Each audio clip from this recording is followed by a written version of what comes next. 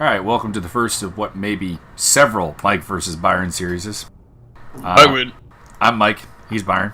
I win. You do not win yet. I might. You may.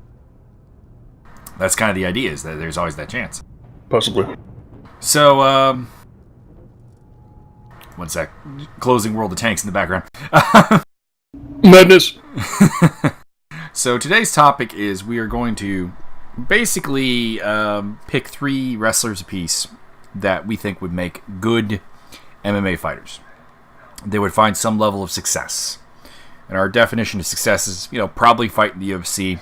Not necessarily win a title or anything, but be somewhat of a top 15-ish fighter. So you want to go first or you want me to go first? Why don't you go first?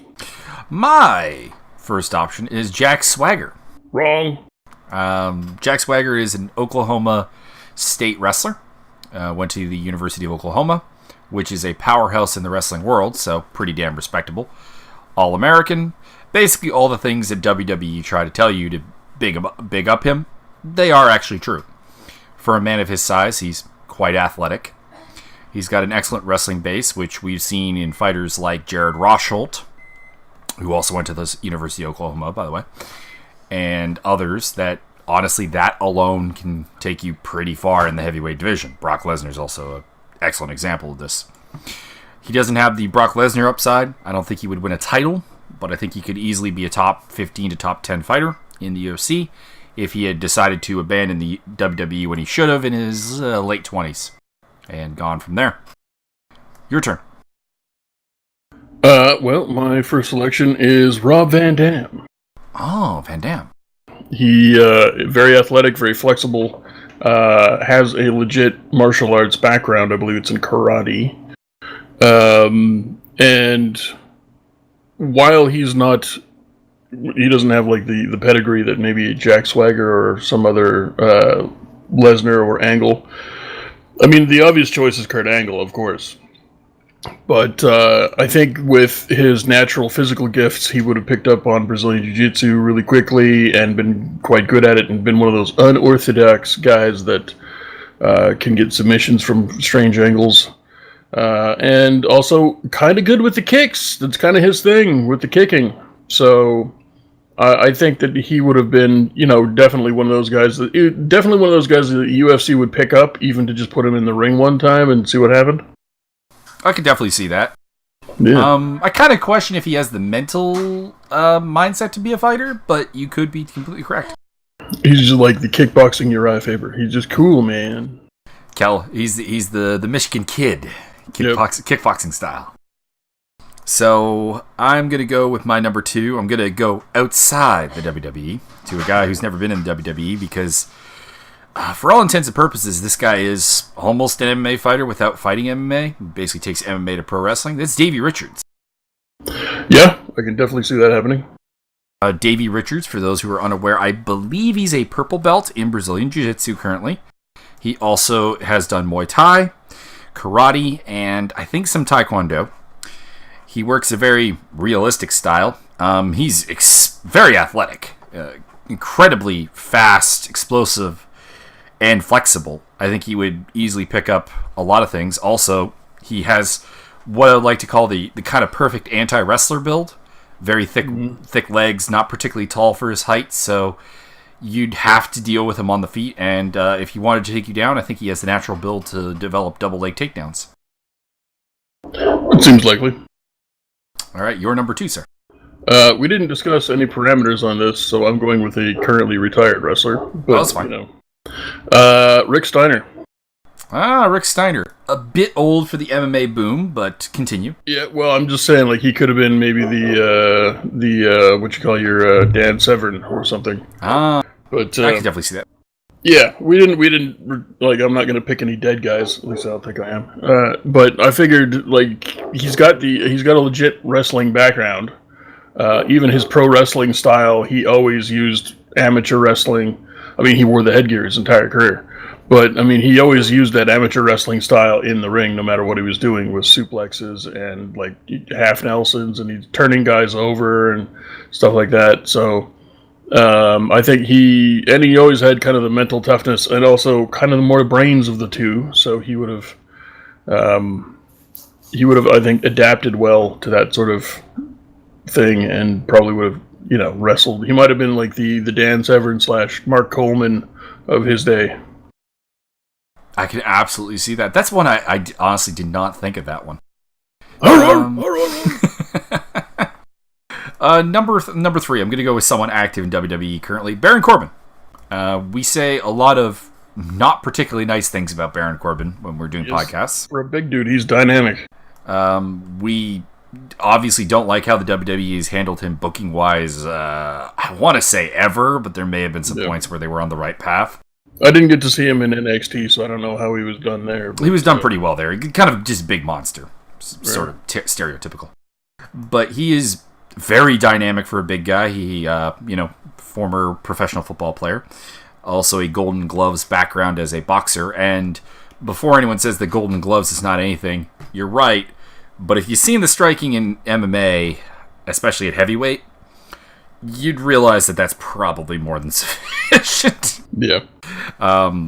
Heavyweight is not the deepest division around. So I think Baron Corbin, with his mix of athleticism, dynamicism, could easily become a top 15, top 10 fighter. Not so much now because he's now in his late 30s, but if he had decided to do this instead of WWE, I think frankly we'd be talking about Baron Corbin, ranked 8 to 12 in the UFC's divisions right now. That could be very true. I mean, if you really need further proof, just pull up the UFC's rankings and realize how bad some of those fighters in the top 10 are. All right, bring us on home. Number 3. I'm going to go with the final choice is a little unorthodox. But he is the ace up my sleeve. And that is Eddie Kingston. Eddie Kingston. He's one of those. I mean, he obviously can do spinning attacks. He can do spinning shit. He's tough. He may not go very far, but he's not going to be Travis Fulton.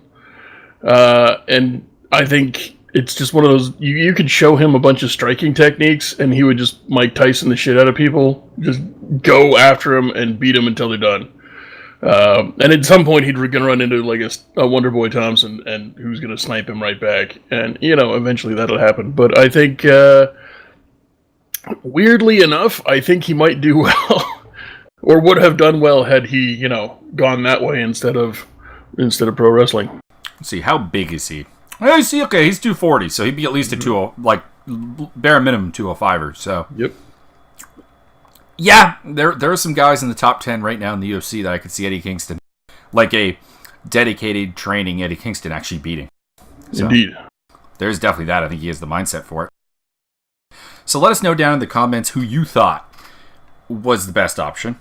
And if we've missed anyone, because, I had some other people on my list that I was going to pull out if you sniped some of mine. But, yeah, I think the obvious answers are Aleister Black, Kurt Angle, Kenta, Kenny Omega. Probably. I'm not so sure on Kenta because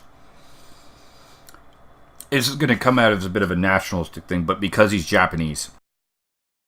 My point is that if you look at a lot of the Japanese pro wrestlers who have tried to transition into MMA, they've done not particularly well because they've kind of stayed almost at the same places that they were already training at for pro wrestling. And the Japanese MMA scene is really far behind in terms of integrating everything. So I think that would be a weakness, whereas the other guys we named are all American and therefore would have access to what, like it or not, are the best camps in the world right now. Could be.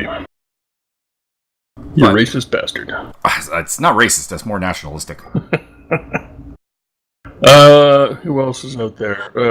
Cesar Bononi, apparently some sort of Brazilian jiu-jitsu guy who doesn't use it, so he would fit in perfectly at AKA. Yeah. I would also throw out, I think actually just watching Moose do sparring sessions with Stephan Bonner to hype up their tag match for tonight. I think Moose would do well.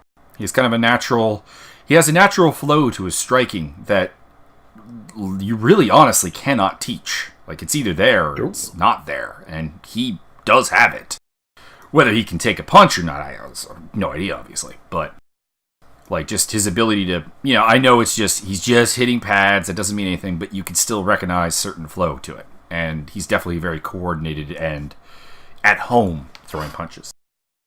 No! Maybe, probably. So that's what we got. Oh, he's also, of course, a freak athlete, being a former NFLer. That would do it.